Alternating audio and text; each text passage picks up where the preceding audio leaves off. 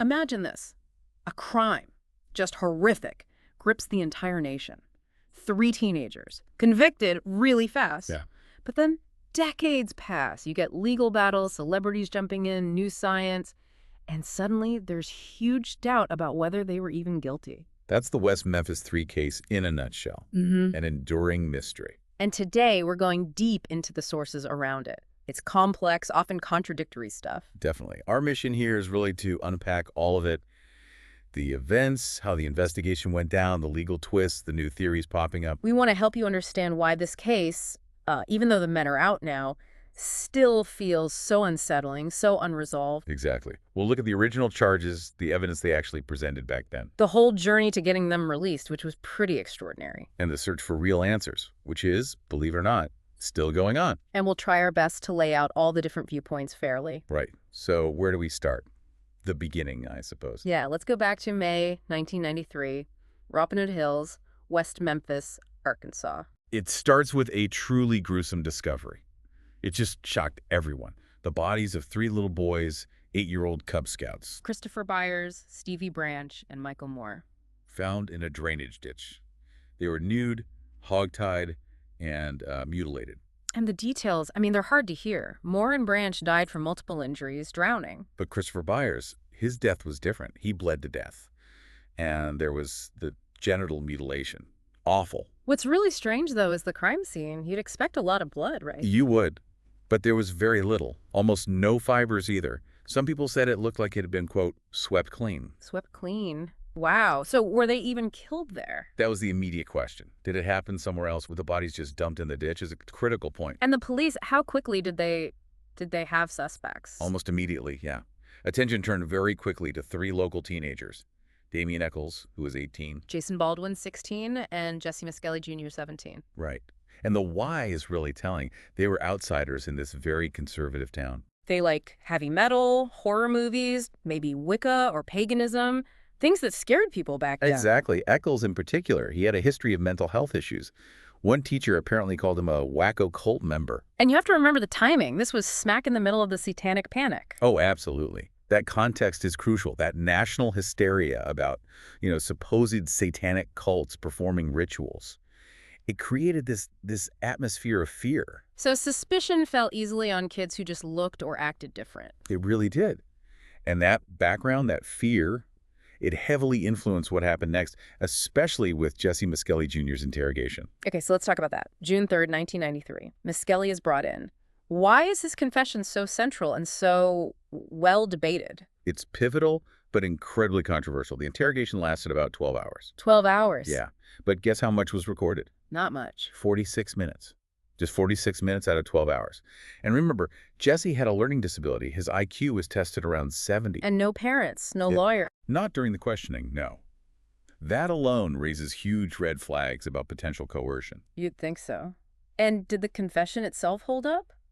Not really. Yeah. He recanted later, said he was pressured, scared, and his statement had major problems, glaring inaccuracies. Like what? Well, he got details wrong about how the boys were tied up. Yeah. He mentioned incorrect times of day. He even claimed the victims had skipped school that day, but they hadn't. So fundamental errors. Absolutely. But despite all that, despite its flaws, that confession became the cornerstone. It was used to implicate Baldwin and Eccles. Even though Miskelly later refused to testify against them. Even then.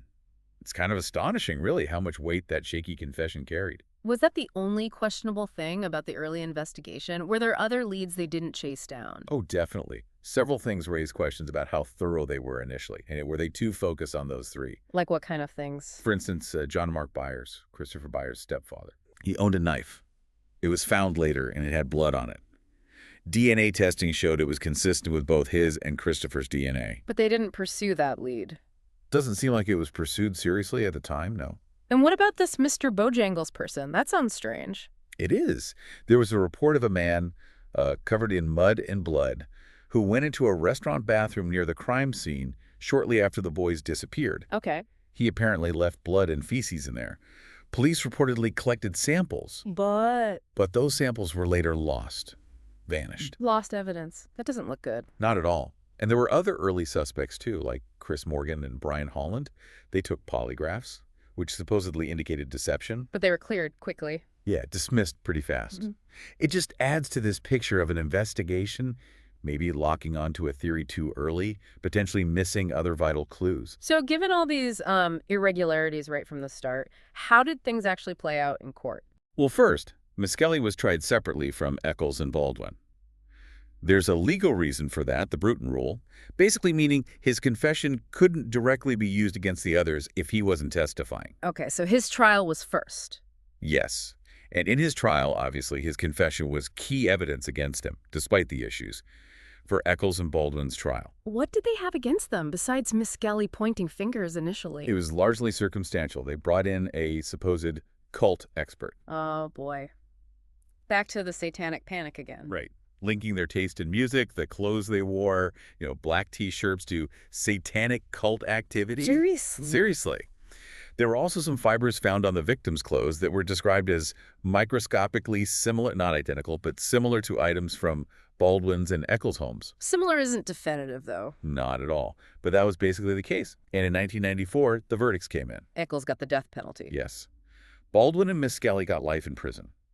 Miskelly also got an extra 40 years tacked on. But people didn't just accept this, right? The doubts started pretty early. They did. And over the years, that skepticism just grew and grew. It turned into a massive advocacy campaign.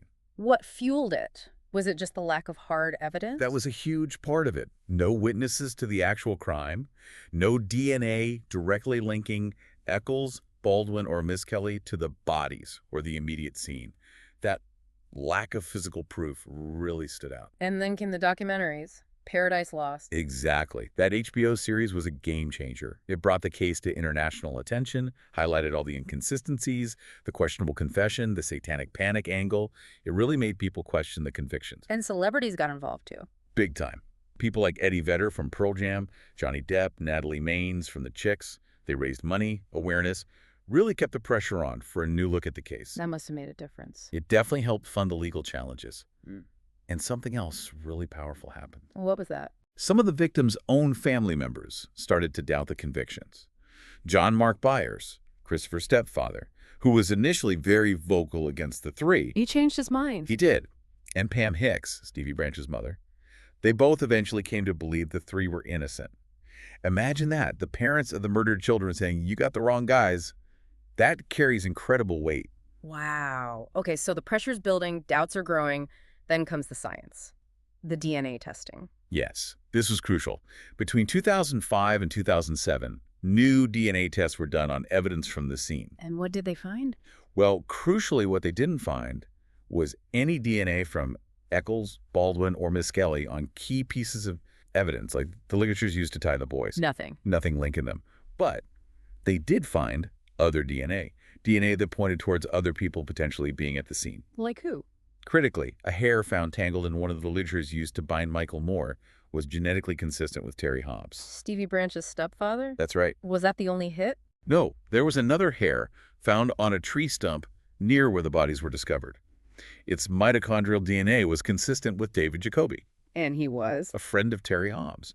He actually provided Hobbs with an alibi for part of that night. So DNA points towards the stepfather and his friend. And then, adding to that, 3 eyewitnesses later came forward. They signed affidavits saying they actually saw Terry Hobbs with the 3 victims on the evening before their bodies were found. Which contradicted what Hobbs had told police. Directly contradicted his statements about when he last saw Stevie.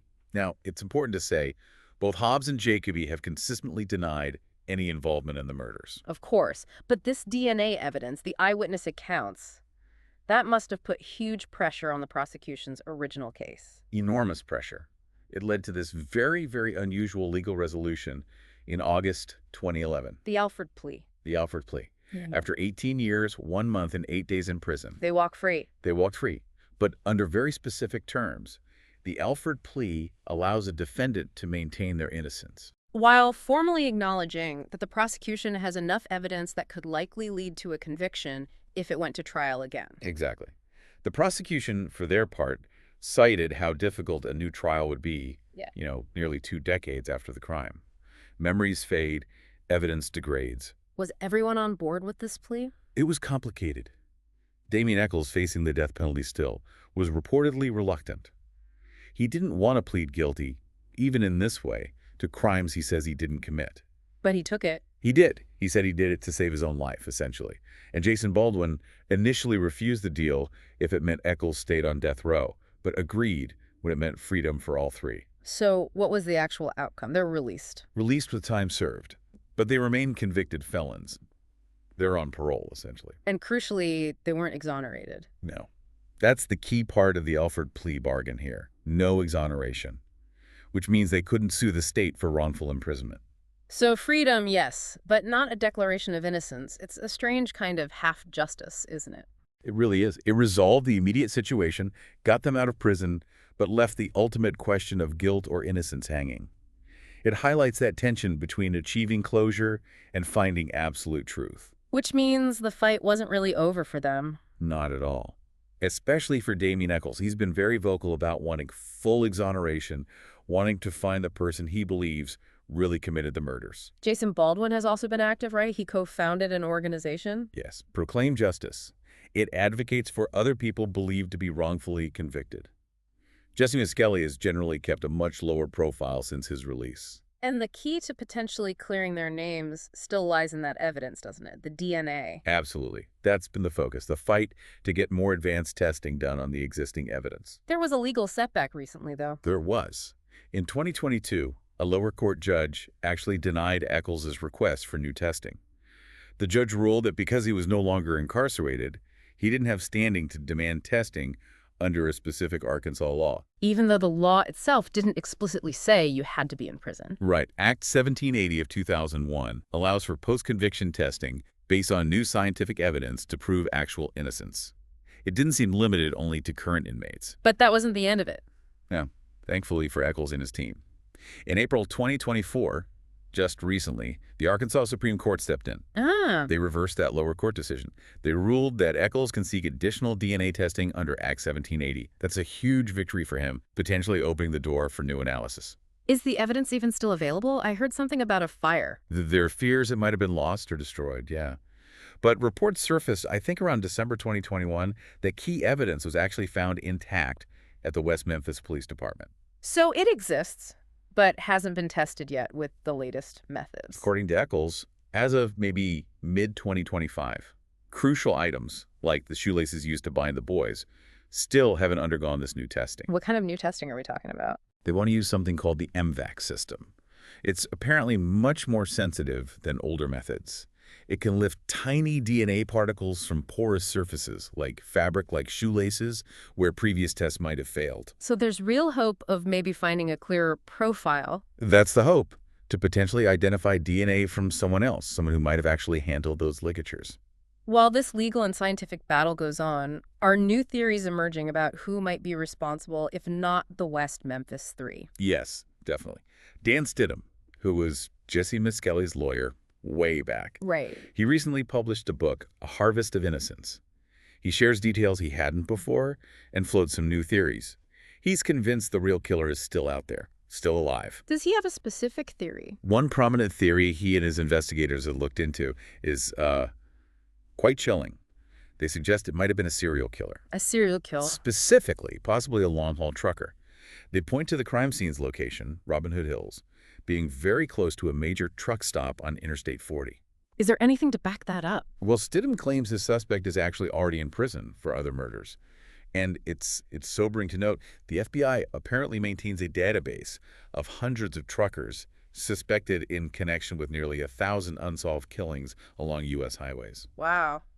That's a disturbing thought. A transient killer. It is. It's one possibility being explored. Does this revisit any of the earlier figures, like Terry Hobbs? It seems Stidham's team still has questions about Terry Hobbs' movements that night. They haven't been able to fully account for his time. The hope remains that new DNA testing could provide a definitive answer, either implicating someone else or potentially clearing names definitively. It really feels like a case with so many tangled threads still. Absolutely.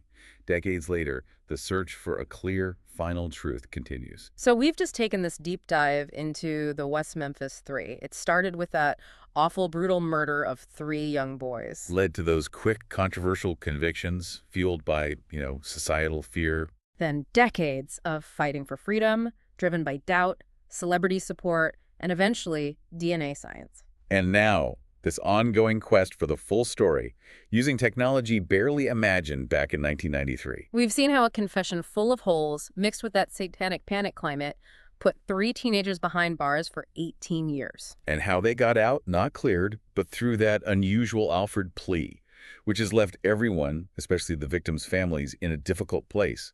Some still believe the 3 are guilty. While others, including Christopher Byers and Stevie Branch's parents at different times, came to believe the police just got it wrong, that the real killer was never caught. It's a profound division, born from tragedy and lingering uncertainty. And it leaves us here. The West Memphis Three are free, living their lives, but legally they remain convicted felons.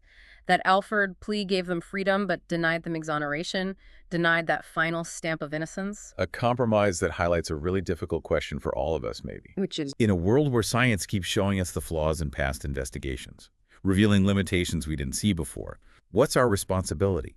How do we ensure real justice? Justice for the accused, who might be innocent, and justice for the victims, whose cases might not truly be closed. especially when, as Damien Eccles himself might say, the job's not done yet. If they are innocent, Yeah. then the real killer might still be out there. And that's a truly unsettling thought to end on.